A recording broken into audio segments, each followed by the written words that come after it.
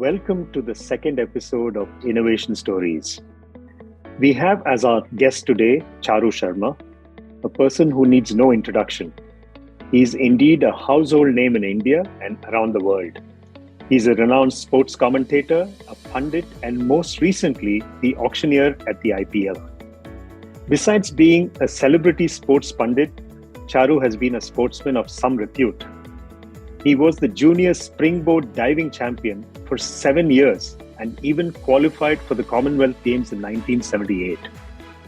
He has also played a key role in reviving the traditional sport of Kabbadi in India. Charu is the founder of the Pro-Kabbadi League. It's our absolute pleasure to have Charu in our midst today. He will join us at the other end of this short message. This episode of Innovation Stories is brought to you by the Center of Excellence in Sports Science and Analytics of IIT Madras. The Center of Sports Science and Analytics lab established at IIT Madras.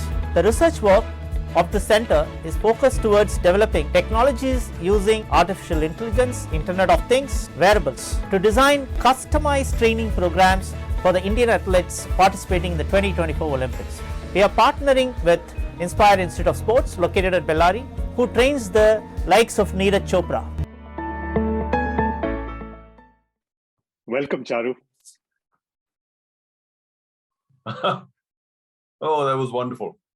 Hi, MD. In my excitement, my earphones are knocked off. But here we are. Gosh. And good evening, and thank you so much for doing this, for taking this magnificent initiative forward. I'm babbling on, but really, it's the stage is yours. Oh, well, I just want to let you know, the audience today, we have chief customer officers. The forum itself is chief customer, which is really frontline executives, leadership of large companies who deal with customers. They're really the frontline. So we arrange these talks. We do around one a month. This year, we've brought in the theme of innovation. Of course, most of the innovation we talk about is in tech, but I thought, we should go broader. And one of the main purposes of having guests like you is that they listen and get ideas and really get inspired. In fact, you'll be amazed today. We send out these emailers around 2 weeks in advance. On the very first day, I think we got nearly 50% of our normal registrations. So that's the name you carry, Charu. That's very kind of you, but that's a backhanded thing, because on the very first day you got 50%, and then what you're not mentioning is that all the way till now you only got 51%. So that's no, 50% of normal. 50% of normal. So you only got 51. So you may have only got 51% of normal all the way through. Who knows? You're being very clever not telling me that we're way below normal. No. We've got over 100 registrations for today. Okay, wonderful. That's because of MD being the boss. No, not at all, not at all. Anyway, so I just want to I know people will be joining through this program. This is live, and a recording of this will also be available. And I want to let people know who are live, you can post your questions, but please post the questions only in the Q&A box, not in the chat box, because it's just easier for me to read them and curate them and ask Charu the questions. So the format is, we'll have the start. I'll start with a few questions, and then, Charu, it'll be yours.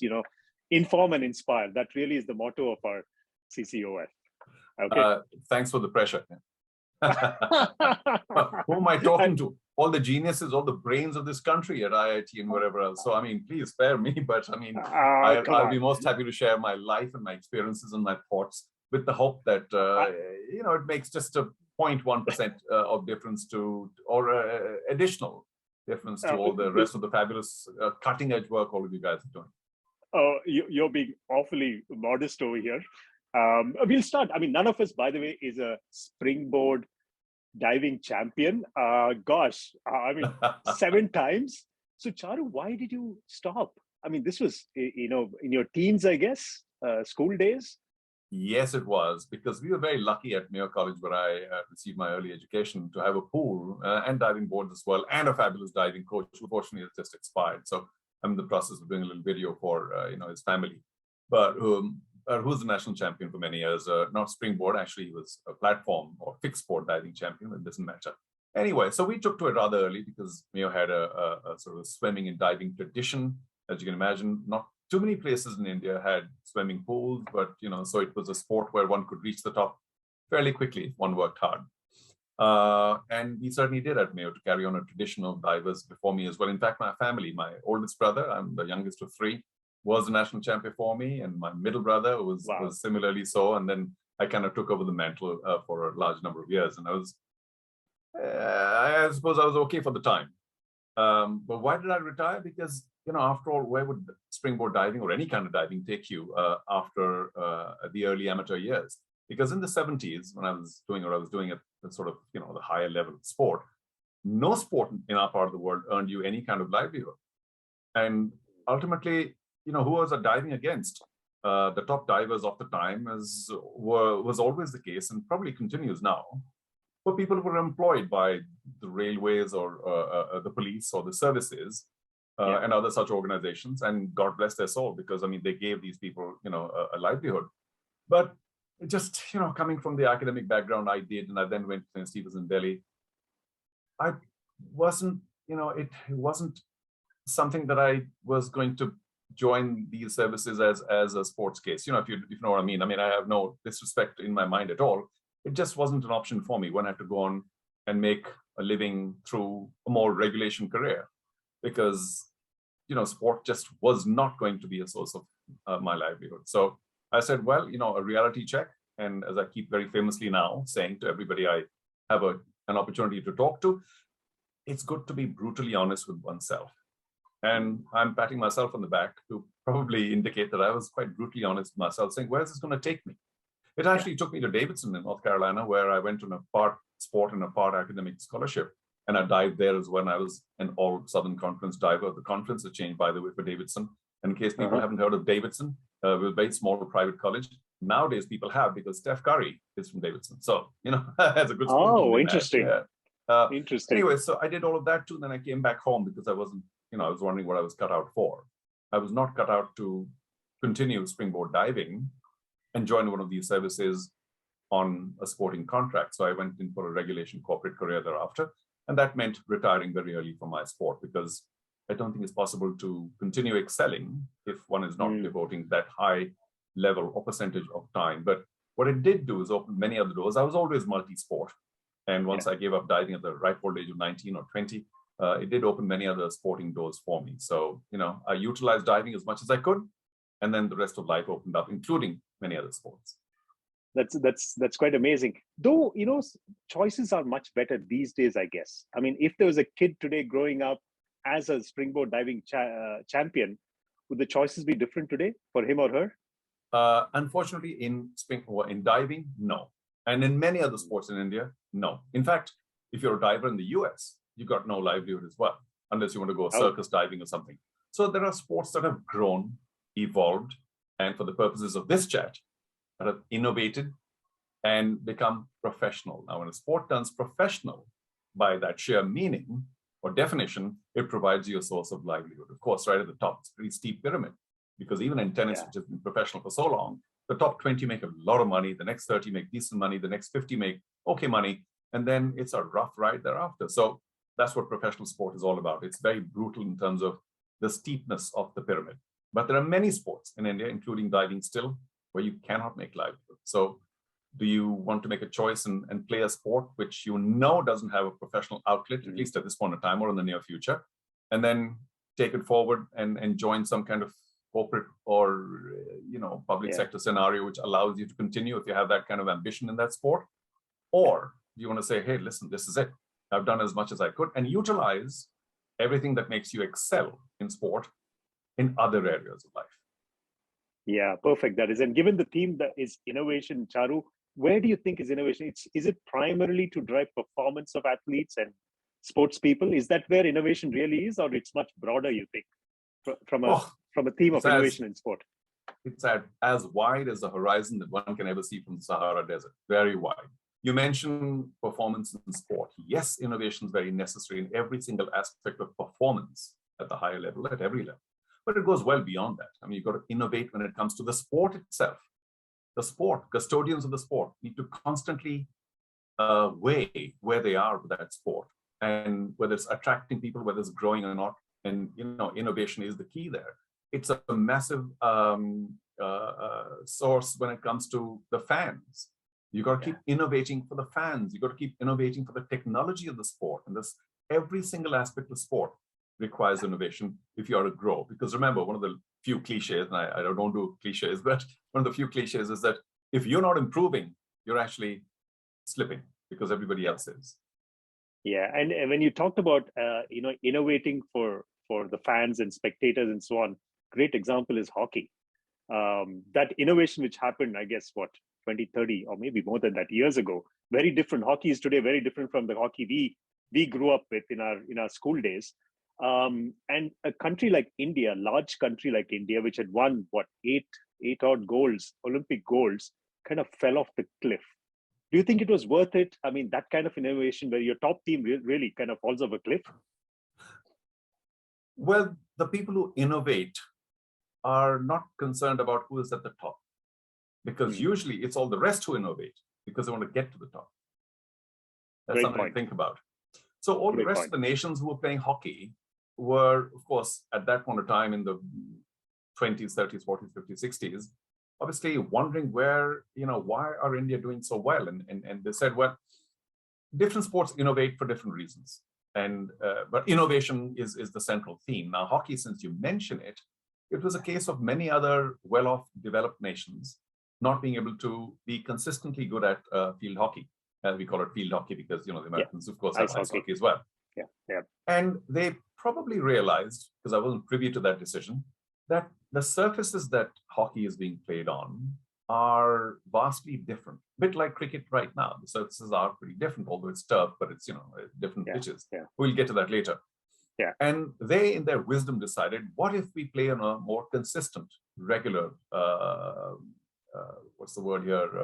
dependable surface? And which is why AstroTurf. Now, those days, of course, artificial grass was gradually gaining currency in many areas in sport and in life. And they said, well, if we have an AstroTurf pitch, which is dependable because of the fact that the ball doesn't bubble and bounce all over the place, although even that took time to settle down, then we can all have the standard pitch to play on. And all of us can compete around the world without having to essentially completely change our skill level depending on the surface that we're playing on. And that suited the developed nations because they had the money to ensure that these pitches happen very quickly. And of course, there are other advantages of size and bulk and stamina and what have you, which played a more and more important role on an AstroTurf pitch. While India, because of the fact that we were at that time not very rich, and we're still not, we're a poor nation, fell way behind because we could not provide that surface in enough places in the country at the grassroots level. You only had to be a part of the national team to go into an AstroTurf facility. And obviously it was far too late. And the rest of the country still is struggling, although we've done very well to get a bronze last time in Tokyo. But it's been a long road back because only now our facility is now becoming, well, a little more widespread in India. We're still 1,000 of what we should have in terms of sporting facility and hockey facility as well. But that innovation was born out of a need to have a standardization of surface. And it worked very well for nations that were stronger, had more stamina, had more size. Yeah, and I think at least for the bronze that Indian hockey team won the last Olympics, I think some credit needs to go to the fact that there was a hockey league set up also. So I want to talk about leagues kind of separately, but I think that played a role as well. Absolutely, and that takes me back to my whole concept of professionalism. Once a sport offers you a profession, you just play that much harder because a profession is very brutal. Only the best rise to the top. And only then do you make some kind of money or does attention come your way. Otherwise, at the bottom, a bottom feeder earns nothing. So, and of course, there are many other advantages. As you said, we'll come to that later, the whole professionalism aspect, the league aspect. Yeah, and you're right. I mean, in a professional setup, only the top make money. That's not just true with sport, it's true with music and so many other kind of individual talent-based kind of activities, I guess. And companies who focus on customers. Of course. Of course. Actually, some questions are coming up. So let me just ask one question and then continue with mine. There's an Aditya who's asked, sir, in case we have to go for some research in sports fields, how do we approach it? Well, the Indian sporting scenario, Aditya, is still very nascent. I mean, we're still at a very immature level, and maybe another 20, 30 years we'll be reaching the kind of maturity that other nations have right now.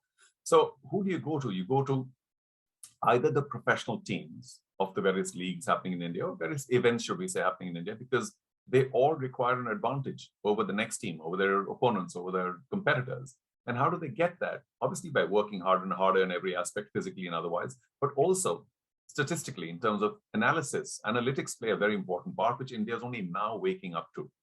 And for you, Aditya, you'll have to approach the custodians of the game, which are the federations and associations, and or the professional teams that currently exist in India. It's going to be a long, tough, hard road. And I hope you're ready to pound the pavement. Yeah, good point. Now, we talked about talent, Charu. I mean, talent is key in this. And of course, along with talent, you have hard work, new techniques, and of course, which means that like fitness, nutrition, of course, athletes have so many coaches going with them, coaches or, people assisting them. So does it mean really that this is only for those who have the means to do these things or to hire such people? And it's not as secular as one wants this to be? Well, just about everything's related to commerce, isn't it? Yeah. I mean, here we are on a computer. And if you don't have a computer, how do you join in? Or any such device?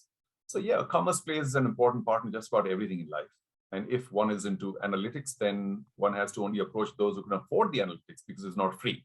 If you're offering a free service, you have a very large customer base. But as all you customer professionals know, consumer professionals know, things cost. I mean, from very little to if you're with, I don't know, Mercedes, or whoever, or LV, MH, then, it's a high ticket item.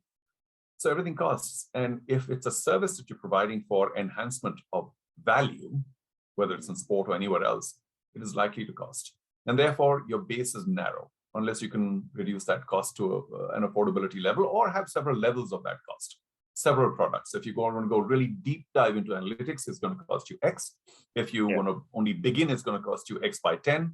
So you might have a variety of products as well. But unfortunately, yes, commerce does play a part. And I will say this very quickly before I forget, being a little woolly-headed later in my life, that Indian sports is afflicted by a very strange phenomenon. I suppose most poorer nations in that sense. Now, please don't argue about the fact that we're a poor nation or not, and we got billionaires and all that. But I'm just, generalizing. Yeah. I'm talking to the rest of the guys. Please, don't get on my back saying, "Oh, how do you? It's a poor nation." Beg your pardon, developing, whatever you want to call it. Yeah. That those who want to excel in sport, who have the DNA, who have the hunger, who have the capacity to work hard, generally don't have the money, and generally, those who have the money to be able to spend on sport don't have that hunger to succeed and excel in sport. So that's something that only very gradually will change in India as the country becomes more prosperous. Yeah, talking about countries, Charu, take a country like Kenya. I suppose their per capita GDP is lower than India, maybe marginally lower, but still lower than India, but they produce some amazing athletes. And their training is as world-class as you can get anywhere. Isn't that so? How? Generally speaking, once again, let's not talk about exceptions. They excel in middle to long distance running.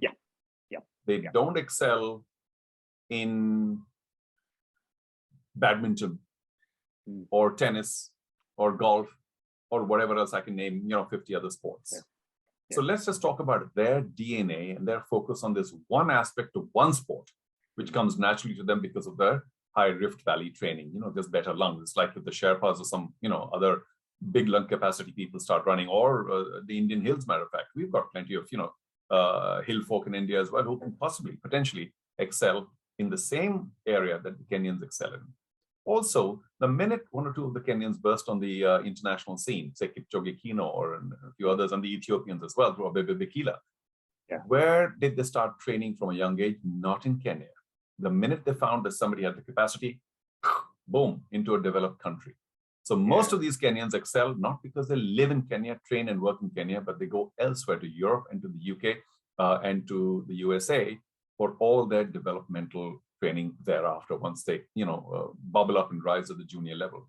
It's a bit like saying that if you want to excel in, let's take another sport, volleyball in India, the minute you're 6 foot, at the age of 13 and you threaten to get to 6'6" or whatever, you move to Brazil or France or Russia or wherever else they play fabulous volleyball, and you train, live there. So, we take the Kenyan example, but we forget to mention that they don't sort of live and train in Kenya to excel. They go elsewhere where the facilities are better, where the training levels and the coaching and the everything else that goes into the making of a champion diet, all the analytics and everything else is a lot better. And the competition is a lot better. Yeah, absolutely. And we had our own Prakash Padukone also. He spent so much time in Denmark. Europe. Denmark. Yeah. Fascinating. But I want to let people know that if you have questions, please post them in the Q&A box, and I'll look at them and ask Charu this question. So please feel free. We want... Yeah, go ahead. MD, can I quickly add, it's not just questions. I mean, if you feel it's demeaning to ask somebody a question, I understand that. But if you want to just offer a comment or a thought or your own version of anything, please do also send that in so that MD can relate to us and we can bat it about. Please, absolutely. Thank you. Okay, we have another comment, actually from Aditya again. I have seen multiple professors and research labs working in sports field around the world, but in India, we don't have any such lab, even though we have a good scope for it. Well, Aditya, here's an idea. Go get that lab going, because we need high performance labs. We need, labs that delve deeper into the analytics. And I just saw a program where 14 Peaks, where Nims Purja is in a UK lab, and he's being made to go through the whole cycle of, the whole VO2 max, the consumption of oxygen, so on and so forth, to find out, how ready is he for high altitude climbing or what have you. So all these things are waiting to happen. But who's going to invest in something where you may not find too many takers to begin with? But that's what a pioneer is all about. That's what innovation is all about. I mean, who listened to Galileo in the 1500s or whatever saying Earth is round? Forget it. Yeah. But somebody has to start. And this whole pioneering spirit, I think the Indians are now more and more ready for that. And I'm sure we were pioneers many years ago. We went through a bit of a drought there or a dip, but we're back among the best pioneers in the world. So Aditya, come on, pitch that idea to somebody who will understand that you can actually make it happen. Because sometimes, of course, ideas are cheap, but execution is the hard part. It's the hard part. And Aditya, speak to your professors. You're probably a student, I don't know, but please speak to your professors. That's the gist of this. Charu, let's talk a little bit about leagues. Sorry, just before that, I think you guys are all tied in with the Inspire JSW aspect, right? So, I mean, there's something waiting to happen right there. If you've got a fabulous tech lab idea about improvement of various sports in a very niche fashion, each sport its own need, talk to Inspire, talk to JSW, talk to Mr. Jindal. He'd be, I think, delighted to add something new and innovative to all the rest of the beautiful things he's doing for sport in India. Yeah. Actually, that's a great idea. Yeah. Charu, a little bit of the leagues. Of course, I mean, IPL, the innovation of IPL itself was brilliant. I mean, I know BCCI gets a lot of stick for several things. There's always some controversy or the other, but I think IPL and the way in which it was created, the notion of a kind of a fixed budget, spend budget, or equal for all teams, and the notion of auctions and so on. What did BCCI have, which is different from many of the other associations, which made it actually come up with such wonderful ideas? Let me take a deep breath. For starters, the concept of leagues is not new. It goes back just, till from time immemorial, I suppose. But certainly the late 1800s and so on and so forth, some of them in the 20th century too, at the beginning of it all. So it's not new. And with complete respect to the BCCI, let me just add a bit and rewind, because as you may remember, MD, the concept of leagues, by the way, or a big cricket league, has been bandied about by friends of mine from the early 90s. It wasn't a new idea. What did happen is that Subhash Goyal of Z had his own channel, and as maybe actually pretty ICL, I think. There you go. Yeah. So now you remember. So he said that, well, I'm not going to get Indian cricket because of whatever reasons, and let's not go deep into that. I have my own channel. I'll do a packer and do my own series. And so that's why the ICL started, saying that, okay, I have my channel. Let's create this fabulous event, a league. The ICL happened. Of course, it was kind of difficult for him because he wasn't getting official support. The grounds weren't there. The players were being banned and this, that, and the other. And at that point of time, the BCCI, thankfully, woke up and said, oh, hang on. This is something we should have done many years ago. We didn't. Somebody else is doing it. I think we should do it officially. And therefore, the IPL, with all due respect, was the official version of what came before it. And so you might want to say, oh, wow. And that's how it started. But it was all just a question of saying, let's do this ourselves now. And of course, we are completely in control of all the cricket facilities in India, all the players and everything else. And so, the whole world at that point of time quickly joined what was commercially a pretty sound proposition. And why? Because in India, whatever's spent on sport, a very large percentage, I'd like to say over 90%, is spent on cricket. So that's kind of funds that flow into it. It was bound to be a success. It took a little bit of time to settle down. It went through its own ups and downs, should we say, but it's a product that's here to stay. That's probably the biggest cricketing product in the world. And because India is not playing anywhere else, the board's, sort of tightened on that. So no other league of a similar nature is likely to be as globally representative as the IPL. Cool. Great point. Okay, we have another question here from Ranganathan Srinivasan. What is your view on key requirements for us to get a medal in Olympics in sports like boxing? Is it the technology? Sorry? No, sorry. We have got medals in boxing at the Olympics. So, but go ahead. Yeah. He's saying, get medal in Olympics in sports like boxing. He's just saying like. Is it the technology adoption or skill development? By the way, MD, you might want to mention that IIT Madras started a Sports Science and Analytics Center of Excellence, a first of its kind initiative for research in India. Yes, I mean, that's the video we played right at the beginning, Ranga. Yeah, Ranga, I saw that too. So congratulations. The IIT Madras is right on top, cutting edge. I mentioned that earlier. Anyway, obviously it's a mix. I mean, that's the standard answer, isn't it? I don't know whether you expected that, but you can't have a lot of skill development and leave technology behind. And how can you infuse technology in boxing? By analytics once again. Which boxer that you're competing against does what? What are the tells? What's his move that you can say, okay, when he moves his left shoulder, that's when he's what? So it's all reading whatever you can get in the past in terms of footage.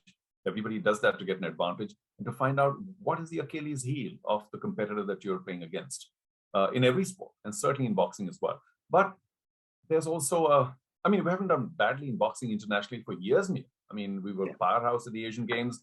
We do pretty well at the Commonwealth Games. And now, of course, we've been winning medals with some, not regularity, but, expectations are there at the Olympics as well. Many other nations do very well. So let's not kind of think that we're going to jump right to the top of it. But you say light boxing. So, there are many other sports when you say light boxing. Again, it's a mixture of not only the DNA. When you grow up, do you have the right body type for it? Do you have the right diet for it? Do you have the right facilities for it? The right coaching for it? The right exposure, which is such a big deal. Because why is India doing better and better in boxing? Because we tend to go out for so many international events in boxing. I'm sure you read about it. This four nation and that Asia Cup and this cup and that cup around the world all the time. And that just gives you a lot more confidence because you boxed against these people before. They don't become enigmas anymore. They're like, oh gosh, who is he? These guys are very tough, but you know that you can hold your own. So the growth of confidence, because sports like boxing, there's so much confidence as well. It's not only skill. And this combination of skill and technology and exposure, what does it give you ultimately? It gives you confidence. And confident people then box smart or play smart. And when you play smart, because you have to, so many people are at the same level. How do you excel? You just have to be a little smarter. And that comes with the acceptance of technology, of mental conditioning, of psychological training. All the rest of these aspects need to be woven into your development or into your training, because that's also come a little slow in India. I was just talking to a young professional who is taking the mental conditioning aspect forward. He met the NCA today, Amit and Gadkari, and he's doing very good work in the mental conditioning aspect, which in India needs to happen at a younger stage. When you're growing into a sport, when you're under 14, 16, 19, whatever, those are the times, that's the area where all this technology, everything that can help you excel, all the exposure, or the competition, that's where it needs to happen. Because once you cross that barrier, sometimes you get too set in your ways and it gets difficult to change. And sometimes you might actually do reasonably well and land up on a diminishing curve where suddenly you're not improving anymore. Why? Because people say, no, you must have some mental conditioning. And by that time, you're saying, forget all this mental stuff. I've done so well already, haven't I, without this mental conditioning? So why should I take it now? So these barriers develop. So it's very important to infuse all of that in all the junior academies and all the junior aspects of Indian sport. Yeah, interesting. Actually, I thought I heard one of your videos some time ago, Charu, I was speaking where too you much actually then. no. You actually asked the audience a couple of questions. You asked them, "Do you guys know the finance minister of Jamaica?" And then you asked them, and nobody knew who the finance minister of Jamaica was. And then you asked, "Do you know the top sprinter from Jamaica?" And everybody knew Usain Bolt. And then you said, "Look, as sports celebrities are more well known, and that's why." Now, with that, actually, I don't remember the context of this, but then The it is. context is, sorry, very quickly, the context is the importance of sporting achievement for a nation. It's a nation developer. And unless those who are responsible for taking this nation forward, all our leaders, understand that, sport will never be given its true pedestal. Yeah, but that said, I mean, take an Usain Bolt or take any of our, superstars in India as well. When you talked about mental conditioning, that's why I came up with this point, saying that, we need to keep. I mean, they with fame and with that comes responsibility as well, in terms of how they conduct themselves, and that is kind of mental training, conditioning as well. Who's responsible for it, and how do you make that happen? Every single custodian of sport who is managing the junior sports persons. I was fortunate enough, I don't mean to say it's not about me, but I was fortunate enough to be given an opportunity to go and lecture is a bad word, to spend time with the NCA, National Cricket Academy, under 19 trainees for a while, just about every year, sometime back, to in a sense, expose them to the other aspects of life, media management, personality development, just handling yourself, growing as an individual, and so on and so forth, because sports persons do tend to be very tunnel vision. And then there's so many other aspects of life which are beneficial, even for their sport, and certainly for their individual development, which get left behind. And therefore, we get this imbalance between somebody excelling in sport, hopefully, or not, doesn't matter, but not quite knowing what is expected of him or her in different situations in life. And therefore, this understanding of that I am India's biggest ambassador and role model wherever I go is not understood by them well enough. And therefore, behavior patterns don't grow as they should with the responsibility levels you've been talking about, along with their development in their own sport. And therefore, this imbalance tends to hurt. And you say, well, why can't they just be better behaved or understand the need for being better behaved, or if behavior is a silly, childish word, then just their conduct needs to also reflect the fact that they are aware of the responsibility and the sacrifice. Saina Nehwal used this word many, many years ago when I was talking to her. And she said, I said, well, what about ice creams and pizzas and this and the movie, in a lighter way. And she said, well, for a sports person, the number one word is sacrifice. Yeah. Now, that's for a sports person wishing to reach higher levels, but I can't understand why that can also not be relevant for even those who are in the corporate life, as many of you listening today are, because you have to sacrifice to be able to get. To think that you can have your cake and eat it too, it's a little difficult. So what's your sacrifice in your own life? You have to spend a little more time on the job. I don't know. You have to work smarter. You have to keep innovating. Where's the sacrifice here? Because you can't just be, it's not plain sailing. There's a lot of sacrifice involved, and especially, of course, in the world of sport. But I hesitate saying that because I think every aspect, every profession requires some level of sacrifice. I mean, you guys are sacrificing some top time instead of watching India play Sri Lanka, unless you're watching it from the side somewhere, and you're watching this instead. For me, it's a sacrifice for you guys. So thank you. Oh, thanks to you. Actually, you're not watching the game. You're spending time with us. And yeah, the sacrifice. We've had speakers here, entrepreneurs, who've talked about the sacrifice they've gone through in creating their businesses and so on. Absolutely. Any field requires huge sacrifice. Switching to leagues again, you said the 90% of the funds which are available in India pretty much goes to cricket, and the remaining 10%, lots of leagues fight for. So when you started Kabaddi League, how did you strategize? It was coming. It was coming. How did you figure out how to attack that remaining 10%? Obviously, I think the big coup over there was the big thing was to get a TV channel to support you. because that's how you spread it, I suppose. But walk us through your thinking, the strategy. I'm sure there are a lot of lessons we can all learn from that. So, MD, thank you for asking that. And I know that this session is what, 5 days long? No? we have around 15 minutes more. Right. So, so I don't even know where to begin. But I will say this, that, as Aditya mentioned something about a lab, right? And so on and so forth. I just knew, being from the world of sport and having spent almost all my life, adult life on television, sports and television, that the concept of a sophisticated Kabbadi League was bound to do well in its country of origin. Yeah. So armed with that conviction, I said, okay, I'm going to give everything else up, sacrifice, because I left a lot of assignments for 3-4 years. I did nothing else, lost all my work, which I still haven't gotten back, by the way. As you can see, I'm not doing the India-Sri Lanka League, the match, am I? I'm sitting here talking to you, but that's okay. So, armed with that knowledge, you have to realize your forte as well. My forte is knowing sport and television. My forte is not, the commercial collection.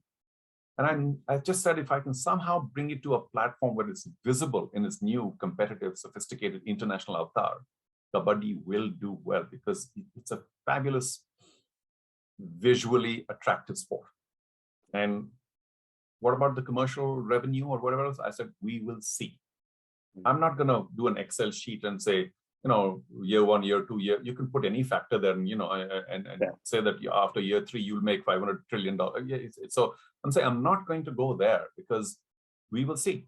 But we needed 8 at that point of time. Now we have 12 solid pillars, which were team owners. And so we spent a lot of time trying to get team owners who bring not only the little bit of revenue we were asking for, because Kabaddi, who even spent 10 rupees at that point of time.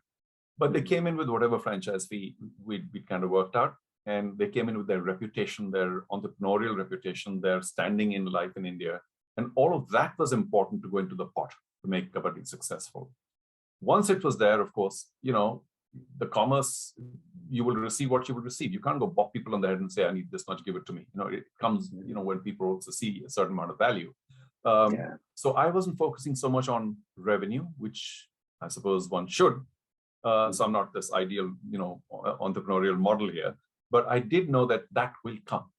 But do we have enough people supporting this project who, whether they believe in it or not, believed in the people behind the project and believed in the sport itself and believed in the power of sporting development and nation development and so on and so forth. These are big words, and I'm sorry, I'm putting them all in.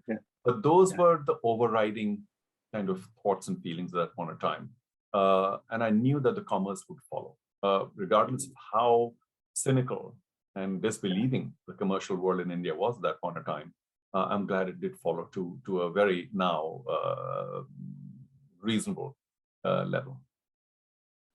Actually, I know the business world. There are lots of investors, venture investors who are available. Is that available in sport as well? It's a kind of increasingly so. There are people coming forward to invest in the world of sport, professional investment companies, VCs and what have you.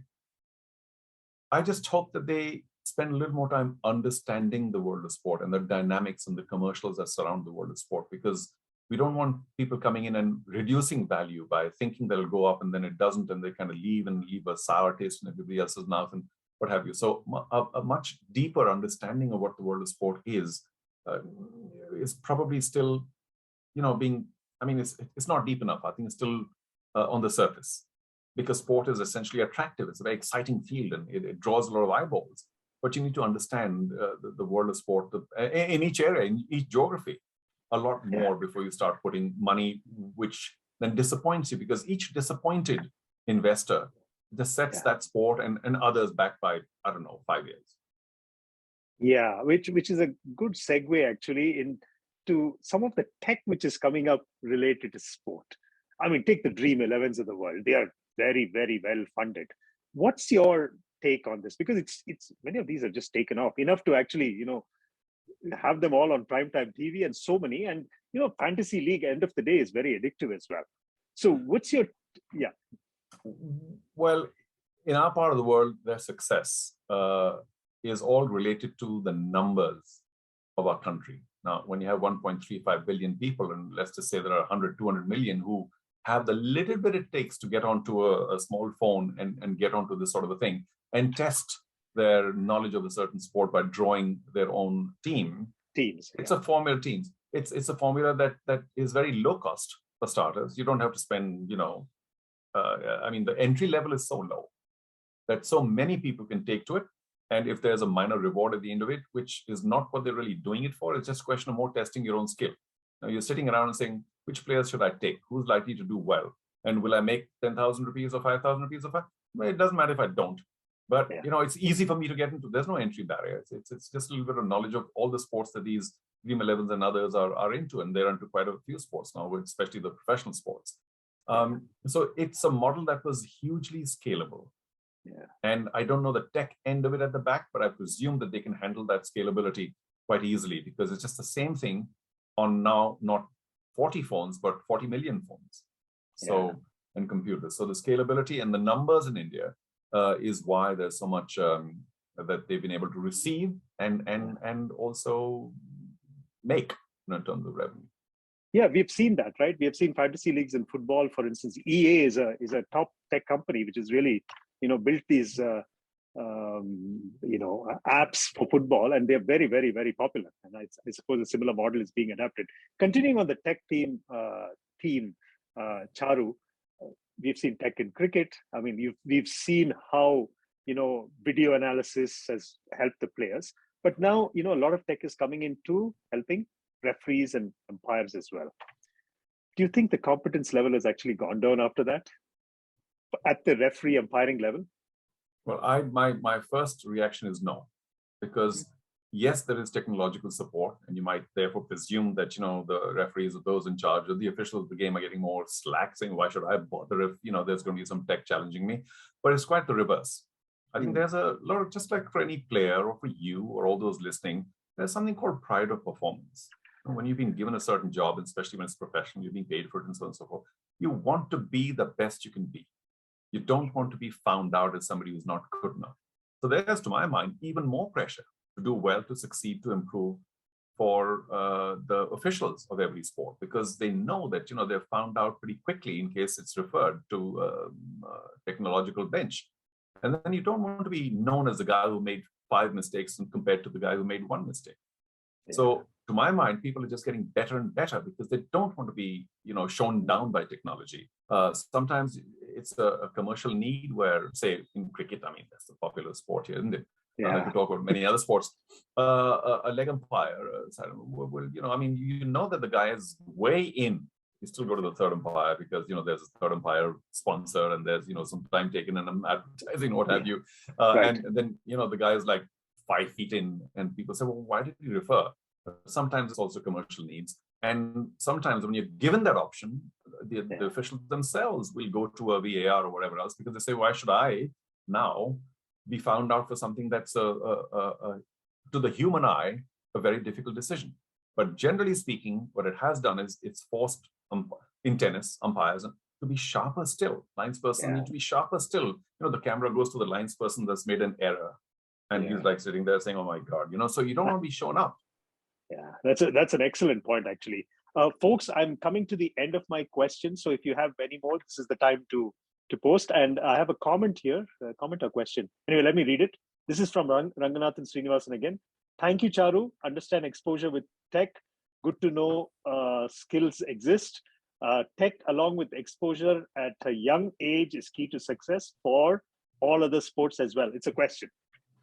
Well, of course it is. Then you have to add many more elements. I mean, there's coaching, which is such an important element because when you're young, you need to develop the right habits because many people, again, it's a diminishing utility curve. You can get very good very quickly or fairly good fairly quickly. But thereafter, it's a hard struggle because everybody else has, various other advantages and you don't want to lose that coaching advantage. There's infrastructure.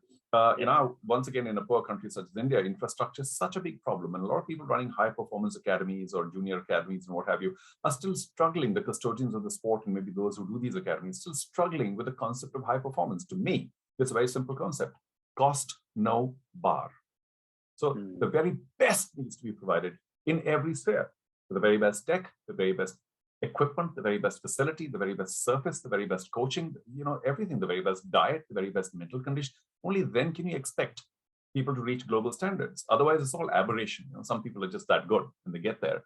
But you can't run a high-performance academy as a custodian of a sport or running your own private academy by saying, well, we've given you these tennis balls. No, use them. No, they're okay. The Lalo come or it's got to be just the very best. Now, that's a commercial conundrum. It's a problem because, but let's not tout such places as high-performance academies, because if there's any one thing that you're skimping on, saying that, our diet, we give 2 eggs and 1, I'm saying you, for heaven's sake, eat everything and anything that's useful for you. Get a dietitian who says, for this sport, you need exactly that, like a Novak Djokovic, for a wrong example, maybe, but a right example. But he's so careful about everything he does in every aspect of his sporting life. That's the kind of, micro management you need to do to be able to reach the very highest level. Yeah, that's sacrifice again, right? And you also mentioned commerce, because we expect people just because we put you into some academy, where's the gold medal?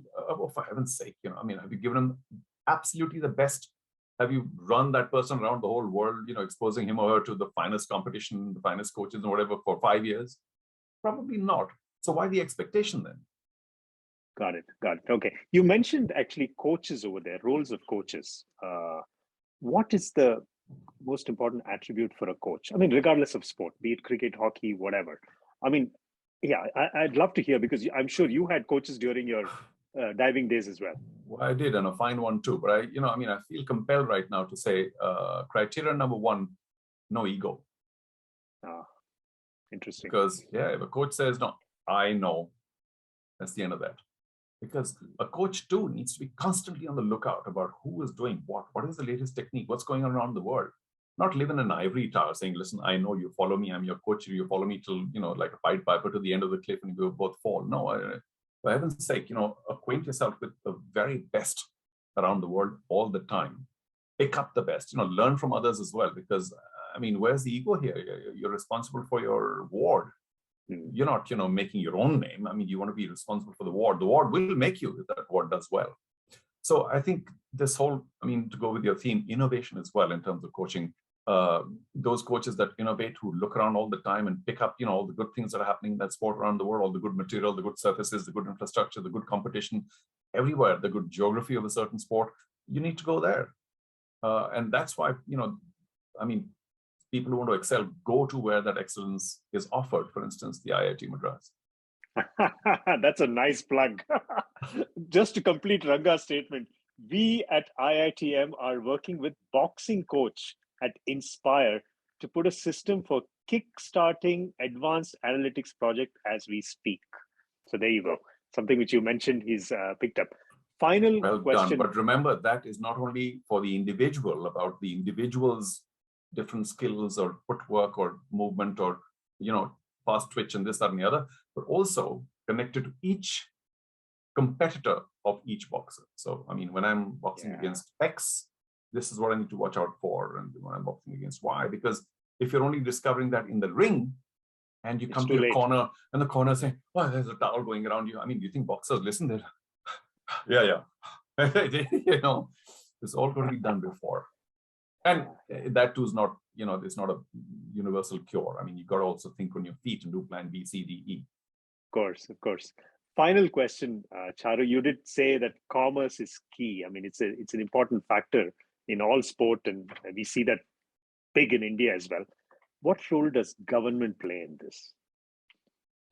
Good question. And of course, I've said this on many occasions. With due respect again to the Indian government, they have many, many priorities, MD. If you go to the finance ministry or, the nodal ministries in India, they're just loaded with files for where money is required desperately. People don't have a roof over their head. They don't have food. They don't have water. They don't have shelter. Nothing. So that's where we still are as a country. Now, when we have a few hundred crores or a few thousand crores, where do you think that money should go in a country such as India? Can you imagine if you were the finance minister, what would you do, MD? You say, let these guys die. Okay, you want to go play volleyball in Brazil for a 4-nation cup? Here are a few crores. Go take. It's a very difficult decision in a country such as India, and the government's doing the best it can. It had, a few years ago, the sports budget was the lowest out of all the budget items in India.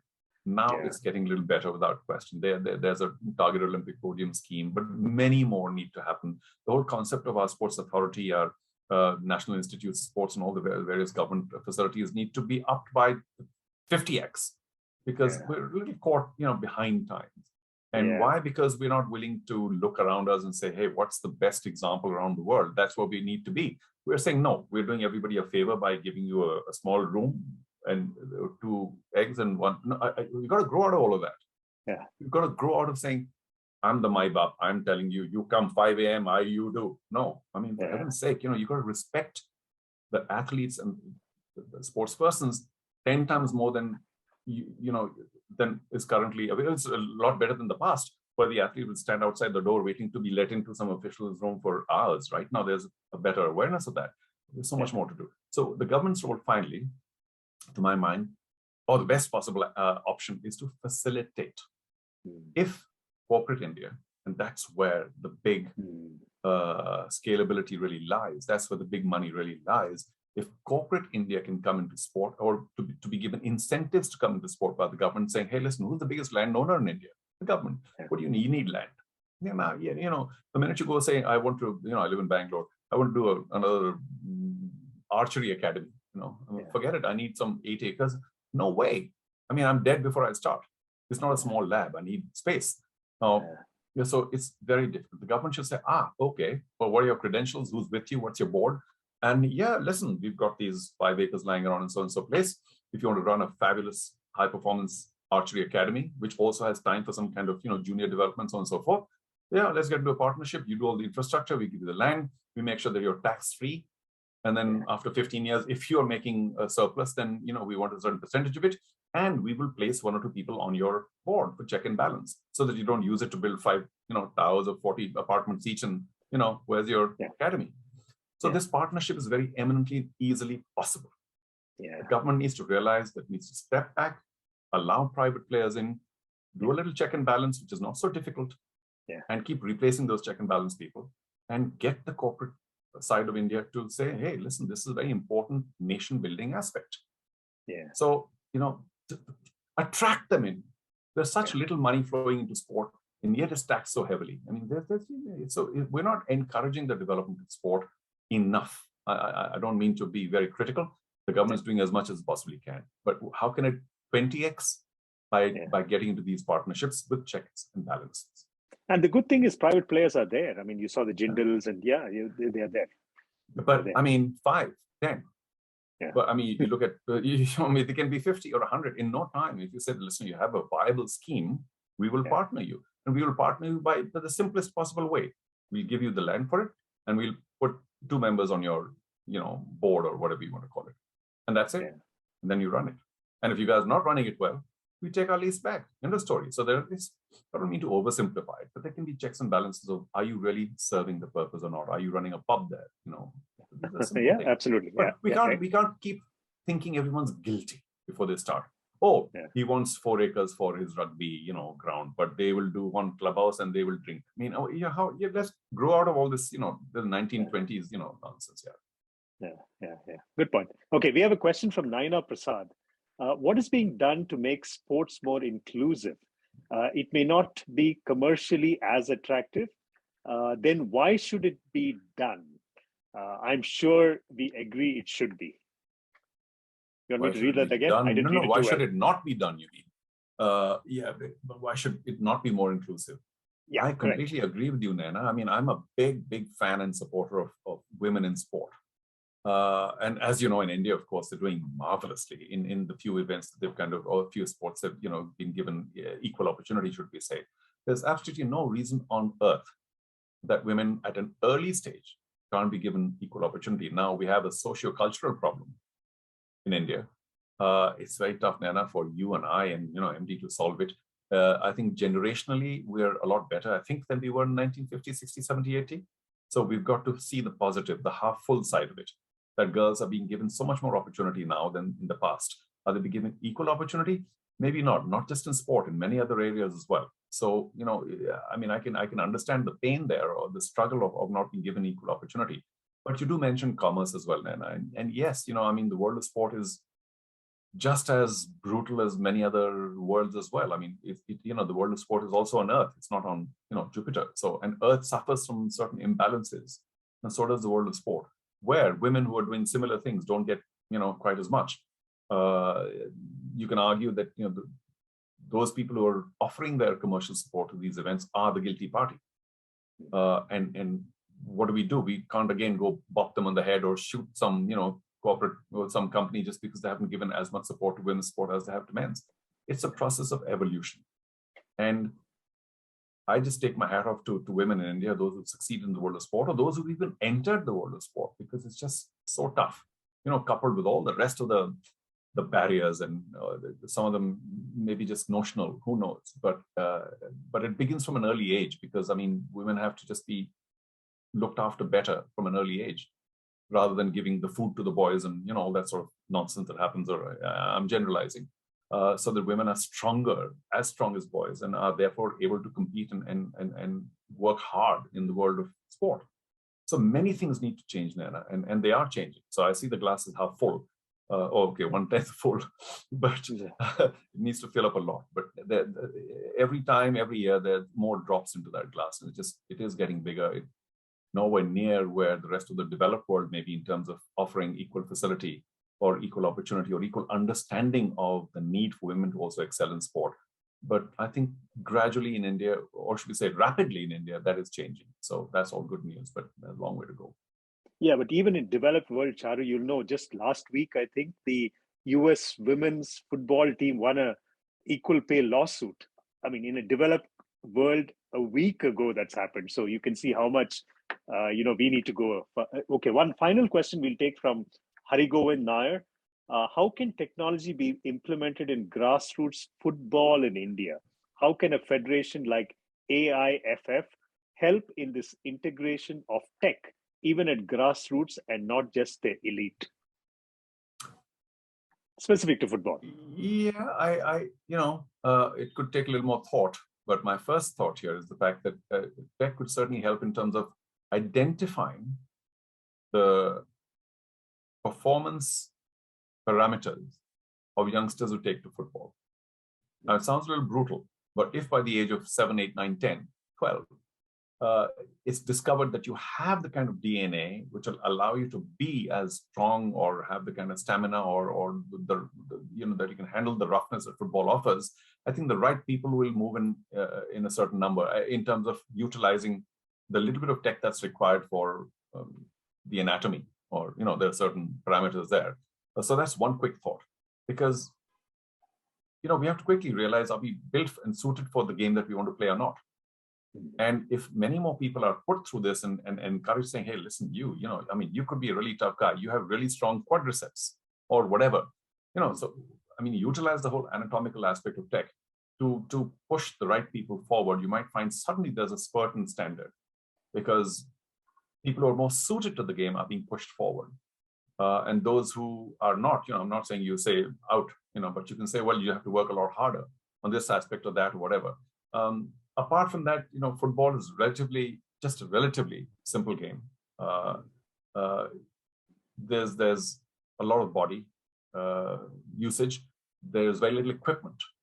So in terms of, where does tech come in? There's no equipment. The development of equipment is very big in terms of tech, in terms of innovation. In football, there's only the ball. The ball itself has changed, and so tech comes into that. But really, thereafter, it's a test of immense stamina, and we are well behind that in India at this point of time. So can you then get into this whole lung thing that I was talking about Nims Puja? Can you have people go on a cycle at the age of 10, 11, 12 in a lab and say, your lung power is fabulous here, or yours is not. You want to play football, you develop it a lot more. Rather than, all the urban kids are just sort of bouncing the ball on their shoulders and their knees and what have you, and they go into a field, they get one tackle and they say, not for me. So there's much more that goes into it. I don't mean to be flippant, but we've got a long way to go in football. Why? Because it's a very tough, brutal, physical sport. Yeah. A lot of the youngsters are taken to it in terms of skill. You'll bounce the ball on your head and what have you, but it's all out there in the pitch when you get tackled.